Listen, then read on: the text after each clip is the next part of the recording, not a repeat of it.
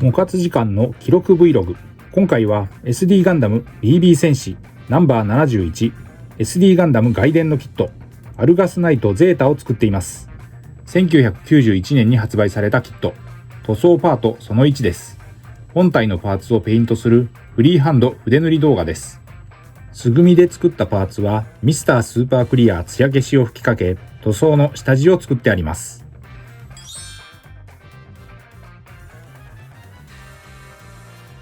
塗装の様子をハイライトで使用したカラーごとに見ていきます。まずは下地塗装です。使用したのはモデルカラーのホワイトグレーです。少しグレー味を帯びた白です。その分隠蔽力が強い。ベース作りの塗料として重宝しています。この後の色分けが色のり良くなるのと、塗装箇所の目印にもなるので、一手間ですが、この下地塗装は欠かせません。このパートでは頭部、胴体、腕部、肩アーマー、脚部にそれぞれ色分け箇所がありました。最近ではこのホワイトグレーの他に題材によって下地塗装だとゲームカラーのデッドホワイト、モデルカラーのライトフレッシュ、パンツァーエースの肌色ハイライトカラーなんかをよく下地塗装には用いています。今回の塗装で使用した塗料はこちら。このパートで塗装に要した時間は約60分でした。パレホは世界水準で最高級の水溶性アクリルカラーと言われ、筆塗りによる塗装が滑らかに、筆ムラも出にくく、広い範囲に塗装ができます。モデルカラーはパレホの筆塗りのスタンダードです。色数も多彩で様々なジャンルの模型、プラモデル、フィギュア塗装に応用できます。水溶性で無臭、速乾、均一で色ムラが出にくい、マットな仕上がり。これらが何といってもパレホの魅力です。色分けの1色目は濃いグレーです。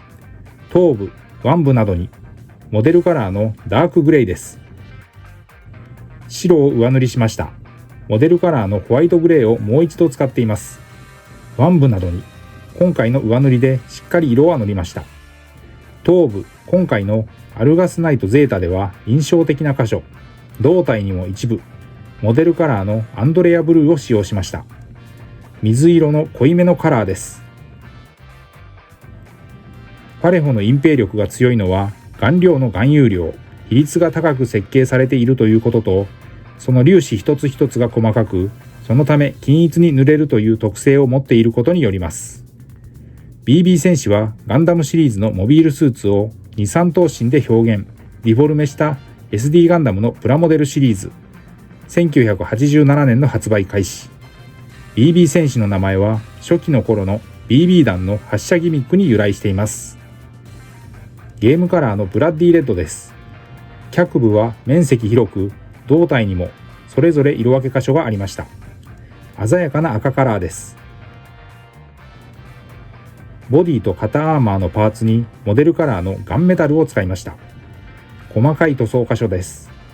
濃い色味のシルバー、パレホの鋼のカラーです。均一な色塗りになるように、ウォーハンマーカラーのテクニカル、溶剤塗料のラーミアンメディウムを水で薄めて使いながらペイントをしました。ウォーハンマーカラーはホビー用の水性アクリル塗料。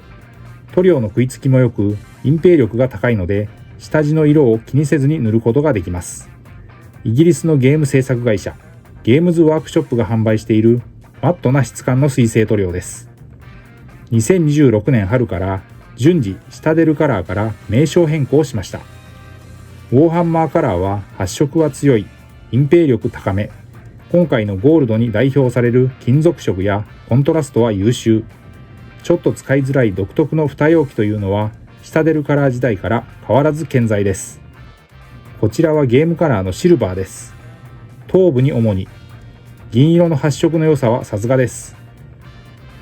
ゲームカラーはファンタジックな特別色で、人物、モンスター系フィギュアに適した鮮やかな色をメインとしています。粘度はやや低め、隠蔽力や塗膜は強い特徴を持っています。SD ガンダム外伝3アルガス騎士団に登場するアルガス王国騎士団騎馬隊隊長です。キットではバイザーが稼働、頭部の角がスプリングギミックで発射可能です。次回の動画でペイントするアイバ、アーガマが付属で騎乗させることができます。非常形態を取るために脚部がポリキャップと軸をはめ込む仕様になっていました。ウォーハンマーカラーのベース、レトリビューターアーマーゴールドです。このパートでの色分け箇所では、肩アーマーのパーツ、頭部に塗装部分がありました。下地も効いて一発で色が乗っていきました。ベース塗料は顔料の濃度が高く、本来は下地として最適な塗料種。次に濃い青です。モデルカラーのブルーです。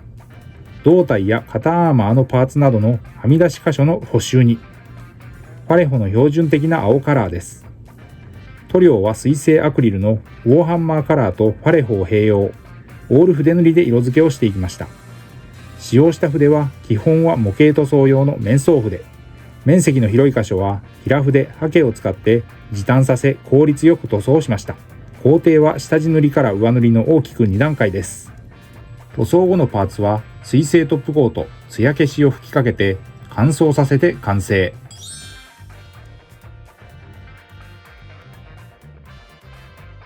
色塗り終わった各パーツを組み上げていきます。塗装できた本体パーツを組み上げます。胴体パーツに右、左と脚部を取り付けます。